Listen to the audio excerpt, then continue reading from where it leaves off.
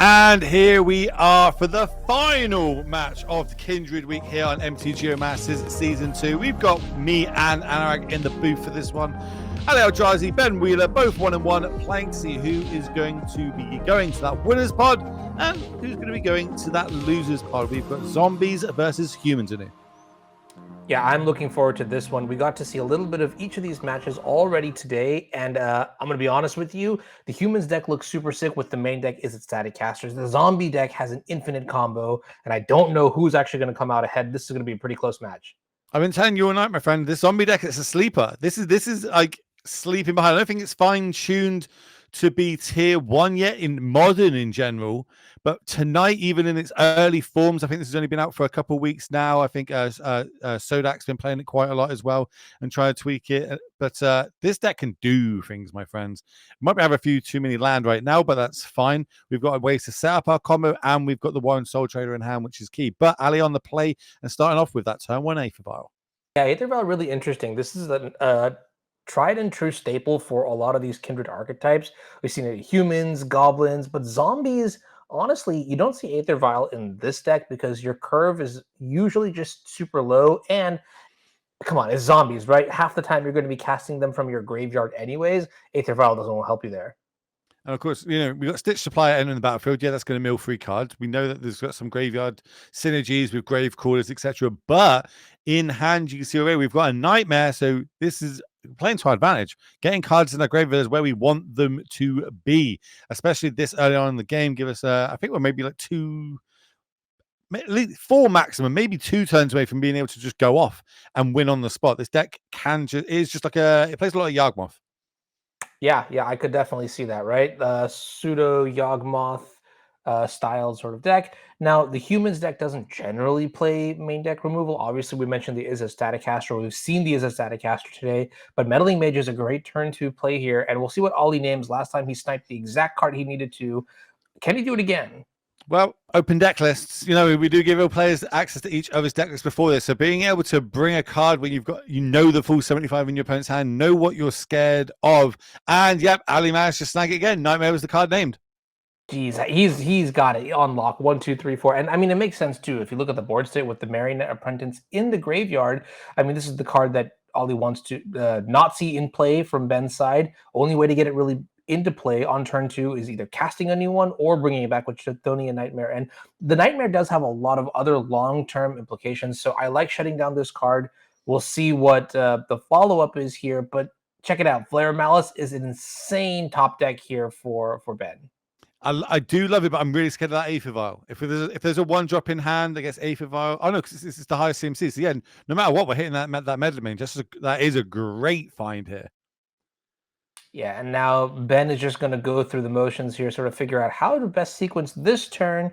Got a couple options here. We could lead with Stitcher Supplier, or we could play the Flare of Malice. I guess what's really awkward here is that if you sacrifice the Stitcher Supplier to the Flare of Malice, you don't really have a creature that you can sacrifice to the Chthonian Nightmare. So looks like he's going to lead with the Stitcher Supplier, get a couple more cards in the graveyard. He bins a copy of Flare of Malice, and I think that's a Grist, the Hunger Tide that went into the graveyard as well. Really, really powerful when combined with the Nightmare. Oh yeah, you know I love a Grist. I like the sequence in here. This is definitely a setup turn, but if we're able to get something like a Grave Cooler flipped into the graveyard off this, we're going to see the shenanigans that can happen with Phyrexian Tower and a zombie in play. Because if obviously we play the tower now, you'd think, okay, I can generate 2 mana, but then I don't have a zombie in play. The way that there's like a layering effect that happens, that I could tap to play my Grave Cooler, then I could activate the mana used for it from the Phyrexian Tower, sacrificing my only zombie in play that would still bring back that Grave Cooler. It's I had to try it myself to make sure that that's how it did work, and it does work like that. Again, these really niche interactions that hopefully Ben's going to be all over going into this match, because he's going to need it going up against Ali, and this powerful humans deck as a specialist gets drawn for the turn. Yeah, and another card here I want to give a shout out to is the Witch Enchanter. Cavernous Soul is going to come into play, obviously going to name humans, but Witch Enchanter is a card that I've been very impressed with out of Modern Horizons 3. Mm-hmm. I think it just does a lot of work here, right? The fact that it can kill cards like Leyline Binding, and in other formats, I've already had my Up the Beanstalk blown up in Legacy. It's very intense. And the crazy part about the card, the thing that makes this card super playable is Well, quite frankly, I mean, it's also a land. You saw in the last match, Alli kept a one lander in quotes, and all it had was the Witch Enchanter. So these spells that act as lands, but also have a backside, in case you're flooding, whatever, they're very, very, very powerful. And I'm kind of excited to see what it's going to do in this match because, it could technically kill the Chthonian Nightmare if Ben had just left it in play for a turn. Yeah, it makes sense. I feel like I put him real respect on that. Not only naming it with the meddling mage, but also having the Witcher in hand to be able to deal with it if it did end up hitting the battlefield. But again, Ben's happy with this land creature go, land creature go. There's not too much pressure on the other side. We don't have any champions out. There's no Valley as a tenant. There's no knowing of the wary kind of combo going on. So normal cards are getting drawn on the other side. These are just set up turns for Ben, and eventually he'll be able to go off and does not need Nightmare for that to happen. Well, here's the problem. The only thing that I'm seeing immediately is that there's at least one, maybe two Marionette Apprentices in the graveyard, which means that Chthonian Nightmare seems like a very essential piece to comboing off soon. Ben's going to have to get a little bit lucky here and peel either the third or the fourth copies of the Marionette Apprentice, because with the Meddling Mage back in play, naming Chthonian Nightmare, and there it is, there's the Sylvan Safekeeper to give not one, two, or three, but four pieces of protection on any of the humans. A couple more draws and this game might just be completely in Ollie's favor.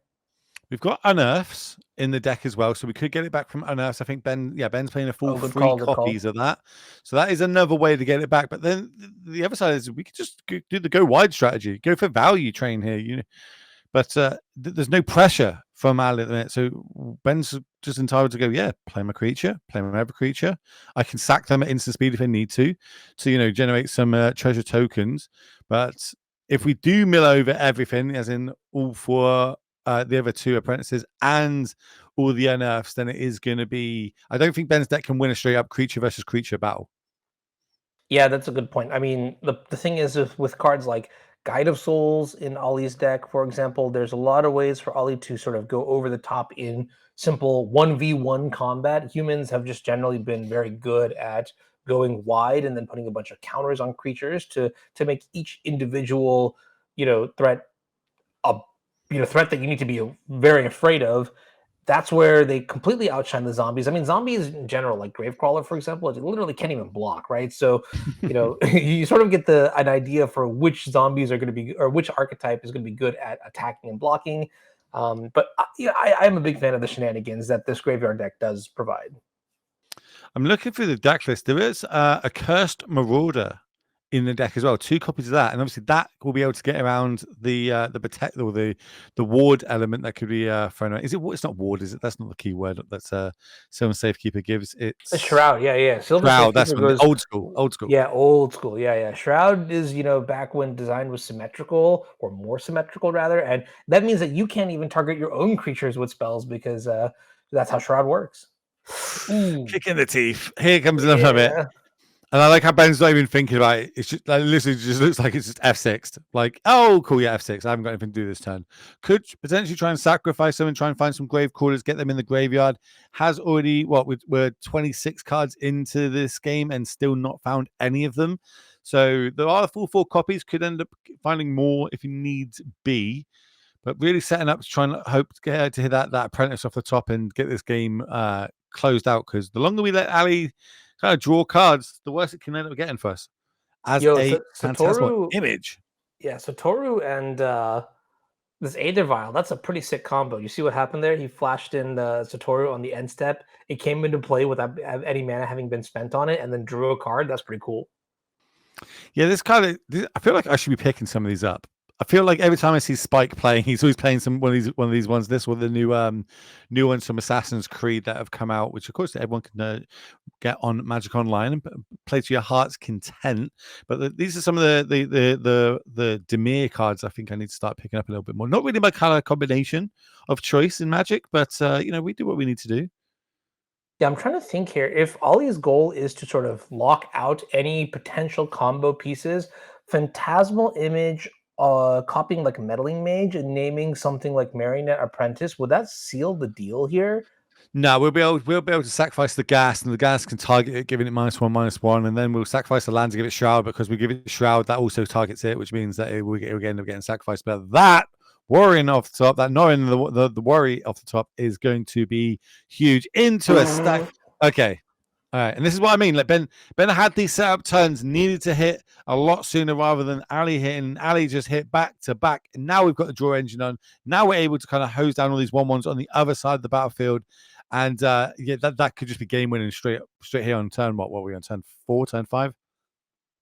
Yeah, I completely agree with you here. It was close until it wasn't. Yeah, until that point, and then, but then, you know, if on the other side, if Ben drew an apprentice, then it'd be the other way around potentially. Where I'd be like, okay, Ben's just winning out of nowhere.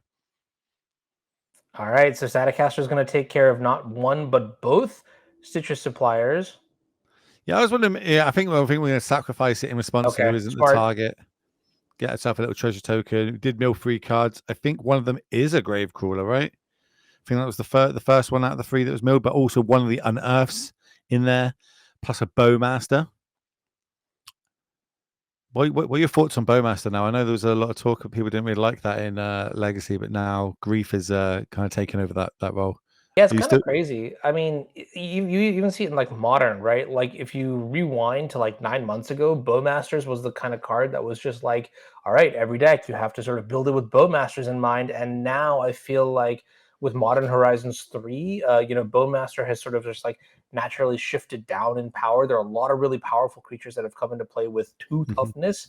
Yeah. Like you could see the Warren Soul Trader, right? Doesn't have 1 toughness, and that's a big deal. It makes enemy Bowmasters, and even this enemy is a Staticaster. Well, I say that, but Alli has somehow managed to find 3 total copies, including the Phantasmal image, and this is going to be a massacre. So, children, please close your eyes. Parents, make sure that what we're about to see here just, oh God. All right, Alli, please. Ben's got a family. This is, yeah, to be fair, I haven't seen Is It Staticaster since about 2014, but soon we kind of get this throwback to this Kindred week where everyone's going to be bringing these different decks. This is a powerhouse of a card, and remember, it is main deck. This is game number 1, potentially 3 of them. The winner of this will be going to that winner's pod, loser going to the loser's pod, but so much to play for already, even though advantage bar's got to be all the way up to the top of your screen in Alli's favor. Yeah, absolutely. Gravecrawler didn't come into play, but honestly, it's just not enough at this point. I mean, Alli has everything that he needs. Now, notably, like he doesn't have like any crazy 10/10 champion of the parish, but all of these all the chip damage from these creatures, it's going to add up here. Boggart Trawler is a interesting pickup here from Ben, but not going to have much effect in this matchup. I don't think. It's nice that it's a land, but that's about it, really. These Is It Statcasters are just going to, it's just too much. Now that we've managed to get the gas at the battlefield, that means it can't, the Phantasmal Image in hand now can't be targeted, so we can just go Is It Statcast end of turn into violating an image, drawing another card, copying that, shooting down some more of these 1/1s. It's we are just looking for that finisher at the minute. I think as early as next turn, Alli might be able to turn some of these cards sideways, but we'll see. Alli's is a seasoned pro after all. Yep. Does he have an ice cream though in his hand? No. Ben definitely has ice cream. Yeah, what's your favorite ice cream in return? If we were going to go for ice cream right now, what ice cream flavor would you get? You're not going to like my answer to this one. I'm a vanilla guy. Oh my, no. I like my potato chips original. I like my ice cream vanilla. Where's the guy that I was with in Vegas, which was like, yeah, try this lobster, Will? Okay. Where's that guy gone? Those 3 things are basically the same, though, right? Vanilla, original, and lobster. Yeah, you know what I mean? I like it. You're trying to impress me. I got you. It's all good. Right, Statcaster, that's going to take away a supplier. That's going to get sacrificed to the Warren. Another token is going to generate a treasure 1, in fact, but we're going to mill another 3. It doesn't look like much got milled over there of importance. What a different game this would be, by the way, if these nightmares could get cast. He drew another Staticaster. Alli, okay. Alli's got it out for coverage. He's just like, all right, we got to finish this match as fast as possible. So why don't I just draw all 3 of my best cards in game number 1? Like, I'm trying to, how many has he actually got in the main? That's just nuts. Literally, This is all of them. Yeah. just absolutely. I've been to war zones that have got less shooting than this going on.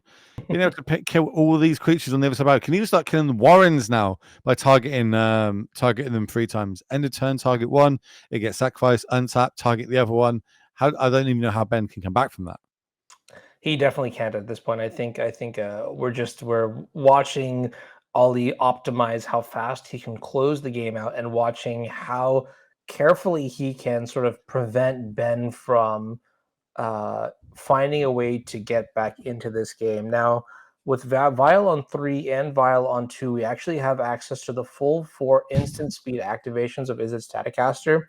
One thing that I've noticed here, Ben has played this pretty well by basically mitigating the Staticaster's ability to destroy multiple creatures at a time by sacrificing each creature that's dying and being targeted to the Warren Soul Trader. So it's been a little bit gradual. I mean, yes, Ollie's board looks really big, but like when you look at the total power and toughness here, like, I mean, each creature basically has no more than 2 power. So that's why the game's going on so long, is that there just hasn't been really a way to punch through. Champions now in play. You've got that with the Norn as well. So anytime Norn exiles and comes back, the champion's going to go bigger. And I have to imagine I would give this like maybe 3 attacks before the game officially ends, but Alli has all but ended it, from a functional perspective here with the quadruple Izzet Staticaster.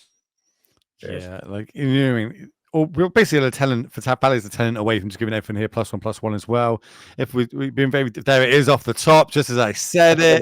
Then you got Phantasmal Image in hand as well, if needs be. So now we've got double copy of this, everything at +2/+2. That's going to be able to turn everything sideways and close this game out extremely quickly. But we're going to just make sure Ben knows that we've got the third Staticaster for our troubles here. Yeah. I would have done the same, Ben. I fully agree with you on that one. I would not like to be sticking around that. But we get to have a little look at how sideboarding is going to happen now. It looks like those Fatal Pushings are the first thing coming in for Ben. So that's going to double up with these Flares of Malice. And I want to say that first game really just came down to that meddling mage. Yeah, I think it was very smart for Alli to name Chthonian Nightmare, just identifying, okay, on turn 2 with the Marionette Apprentice in the graveyard from the Stitcher Supplier, like, what is the scariest thing that could possibly happen? And he called it out, and it never happened. I mean, that's the power of humans, right? Like, I feel like OG humans was always, it's going to hit you like a truck, and it's going to disrupt you along the way. Even cards like Thalia, for example, which, ironically, or I guess unironically, it is Kindred Week, is not even in this specific deck list. I wonder if Thalia has sort of phased out from a power perspective for this kind of archetype. I know in Legacy, even like Death and Taxes is starting to stop playing Thalia, which is crazy. But this is it's interesting to see this version of this list. I'm going to read some text to you. I want you to tell me if this is good. When it enters the battlefield, exile all cards that are black and red from all graveyards. If a black or red permanent spell or card not on the battlefield was put on the battlefield without, I just messed that whole up. Spell or card on the battlefield will be put into a graveyard. Exile it instead. Is that a good line of text against your opponent's all black deck?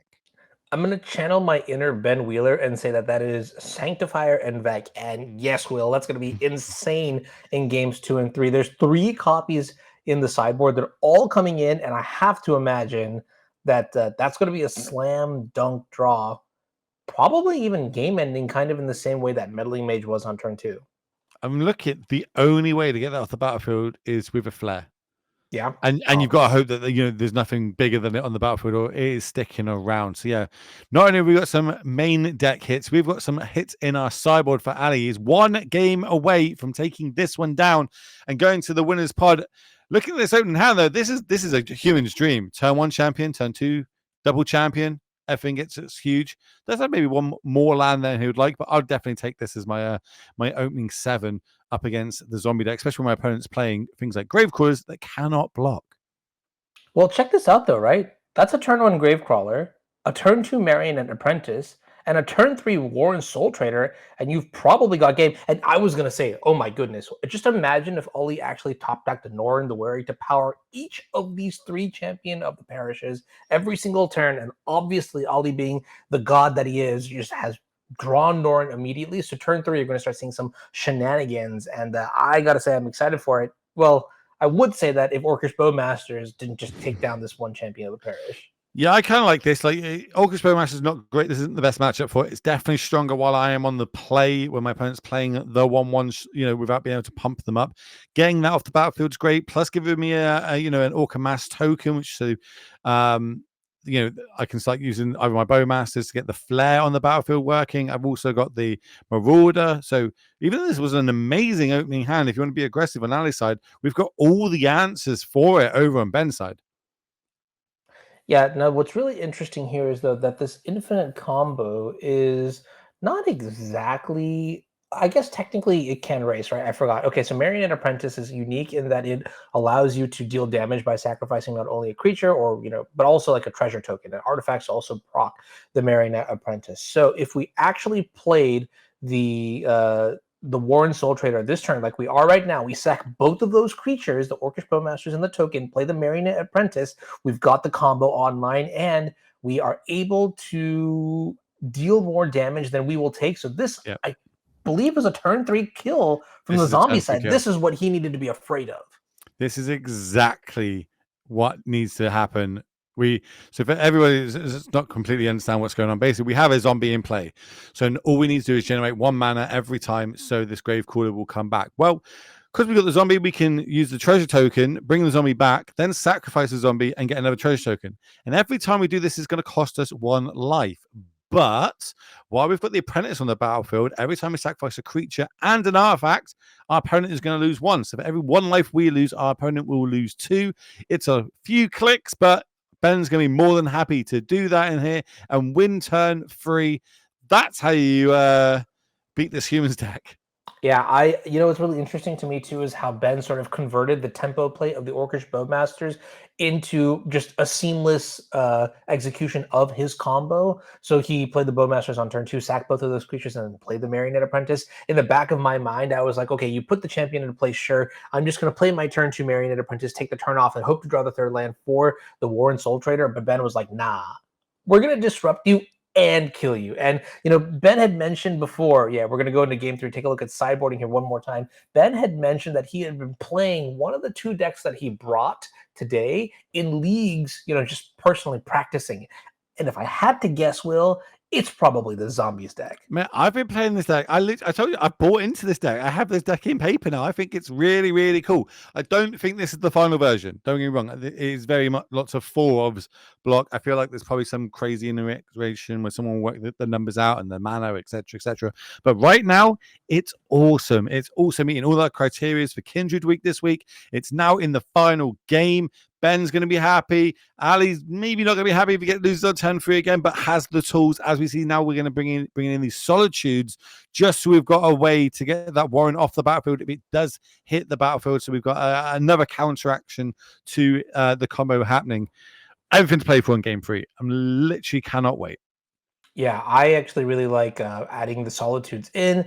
This sort of cements Alli in the control role, IMO, just making sure that the threat of the combo is never there to execute, because you will just never let your opponent have that board presence, whether it's with the Solitude that we see in the hand there, or even potentially what is now an uncastable Sanctifier. In fact, that's another slam dunk card that Alli is definitely looking to have. We're going into game 3, and there's the Ancient Ziggurat.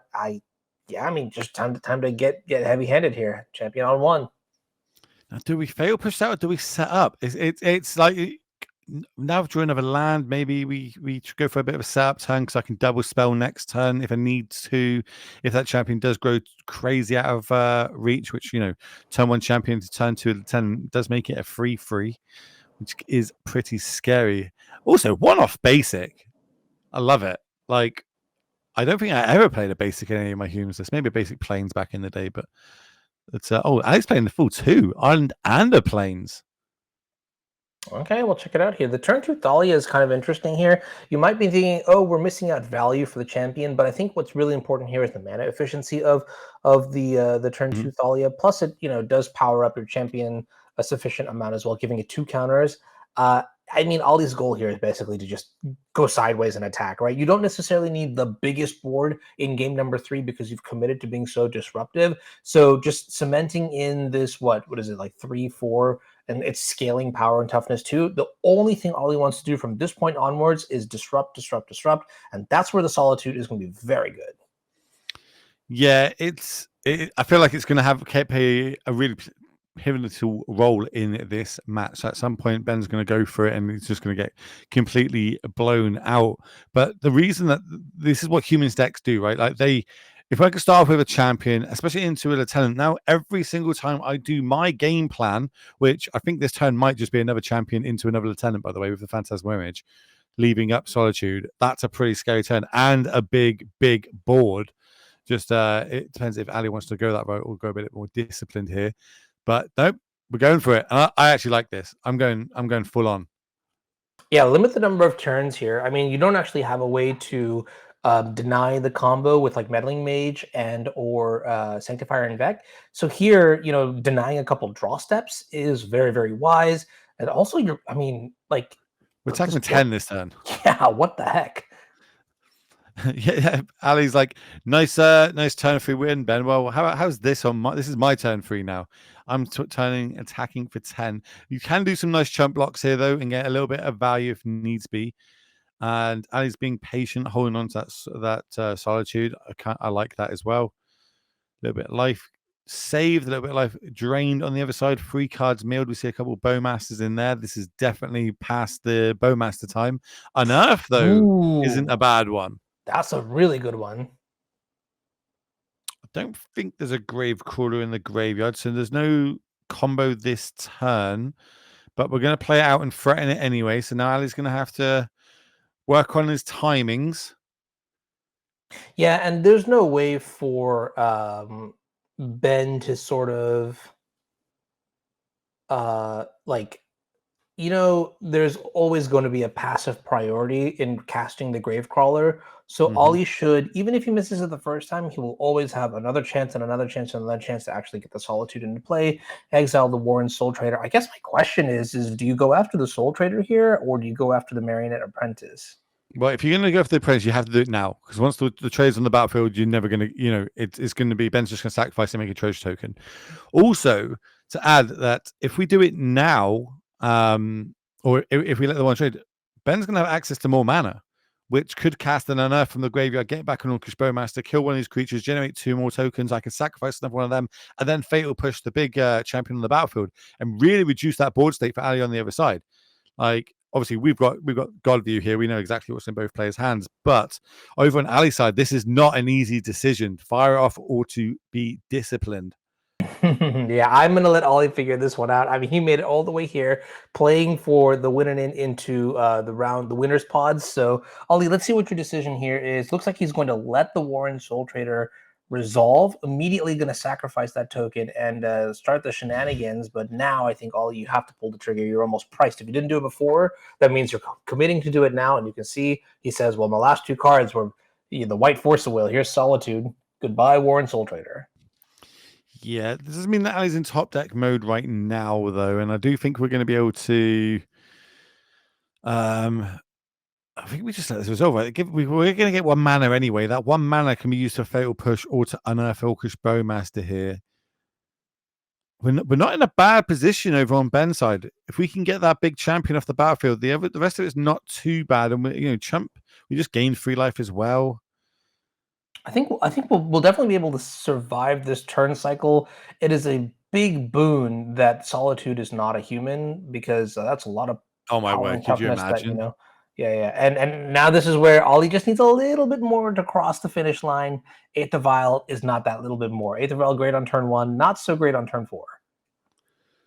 So everything getting turned sideways, but the 1/1's getting in there as well. I like it. Into the face of a 2/1, obviously, basically saying that it's Fatal Push or bust. What have you got? So Ben, yep, I'll throw this under the bus here. I'll sacrifice my treasure token. You're going to lose a life. I'll get rid of the big champion is what I'm guessing is going to happen. And then that's going to be 7 damage coming across, dropping Ben down to 6. Yeah, as soon as Alli puts the or has the Marionette Apprentice put in front of the Thalia's Lieutenant, you just know he's like, oh no, he's actually got the fatal push here. And I mean, in Alli's position, like you look at your hand and you look at the board, and then you look at the hand and then you look at the board, and you realize that your hand basically has to play one way and one way only. And if your opponent has it, so be it. That's the way.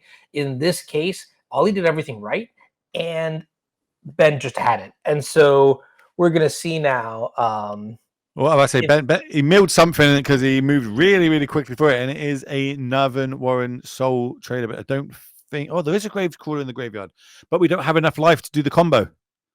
Oh, wow. Okay, that's fascinating. Now you can see the downside to something like a Marionette Apprentice over like Blood Artist. But last game we saw the upside, and I gotta say, this is really interesting design, right? How you want to build your deck around these sort of parameters.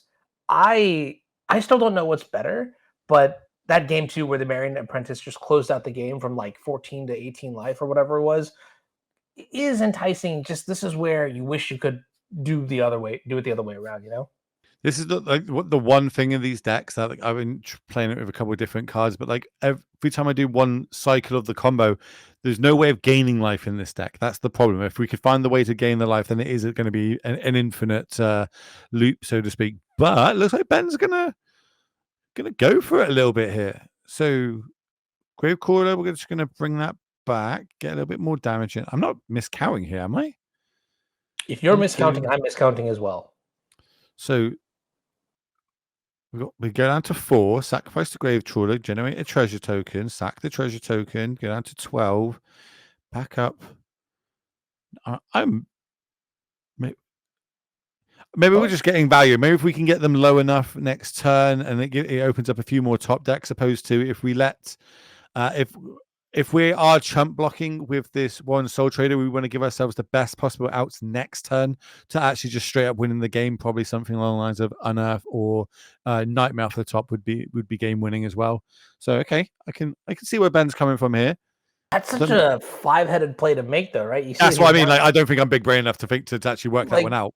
He's put himself basically on the brink of death here. I mean, there's so many draws that Alli could have that you're just kaput. It's over. Well, let's think about it. We attack with both. We have to block with the only 2 creatures. We can't block with the Grave Crawler. 2 triggers happen. Go down to 4 on the other side. We attack with the Grave Crawler. We attack with the Apprentice. That drops them down to 1. We're dead on the backswing. We didn't play the Trawler last turn as a land, so we can play that as a creature if we need to. Because if we get to the point where we can get how much more damage do we need? Look, I know where we're going. I know where we're going with this. Alli can only win through combat damage at the minute. And I'm looking at his deck. It looks like he can only win through combat damage. Maybe he needs to get like a God of Souls to give something flying. But if we can get the life total low enough, Alli can attack. Because we'll just block with our creatures, and combat damage, our creatures dies will trigger them, and Alli will just die on the backswing. Okay. So he's getting his value from the Warren Soul Trader preemptively. Yeah, that's so smart. Oh my goodness, he's making combat bad for Alli. This is crazy. And now I've got to look like, obviously, if I just went old school and played a Mantis Rider in this list, then there would be no dramas. But I'm looking at it, and I guess a Sacrifice of Pro Black was a way to get through this as well, because I won't be able, there'll be nothing in the way to block it. Also, it would turn the combo off, I suppose, because they would all get exiled. Yeah, I really like this here. Alli is really just deep in the tank. He's trying to figure out. He's looking at the deck list, and he's just like, all right, if I were the Zombies player, why would I do this absolutely insane play of going down to 1, my last life point in match number 5 of the night? What's the play here? And so this is a very critical turn. He didn't draw anything good here. The unclaimed territory, just not even close. Probably just keep it in your hand. Don't play it. Fake that you've drawn something else. But he's probably doing the same reverse calculation, which is like, okay, decipher why you did this. I figured it out, right? You're trying to stop me from attacking because you've got, a lethal amount of damage maybe on the way back. What can I do now? Can I maybe get 1 attacker in? I mean, that must be the calculation. And so let's try to iron out this logic. What are potential some draws here from the zombie side that could be Nightmare. Nightmare? Okay, yeah. Nightmare brings back like an Orcish Bowmaster, which shoots again, which means we can attack with everything. What are you going to do? Block my creatures? Sure. Well, then you're going to die anyway. It does mean that the warren is turned off at this point. We cannot sacrifice any of our creatures. We will die. We are at 1 life. We have no ways of gaining life. So we need to find our nightmares. We need to find our unearths. Maybe a flare would do it in this instance. I'm not entirely sure. Get rid of 1 creature, attack with 2 down to 4. No, I don't think a flare would do it just yet. But knowing that there's no removal in this humans list, Ben is worked out that being at 1 life is the same as being at 20 life in this instance. Like, it doesn't matter. I'm dead either way, so I might as well be at 1 instead of 5. Okay. And we're going sideways. No, we're not. Teaser. We're dancing. We're dancing. We're dancing. Okay, both coming in, forcing the double block here. This is going to put Alli down to 4. Are we going to be able to mill over anything that's relevant? 2 triggers, right? Down to 5, down to 4. Mill top 3 cards. Put them in our graveyard. It was double land Orcish Bowmaster. Not ideal.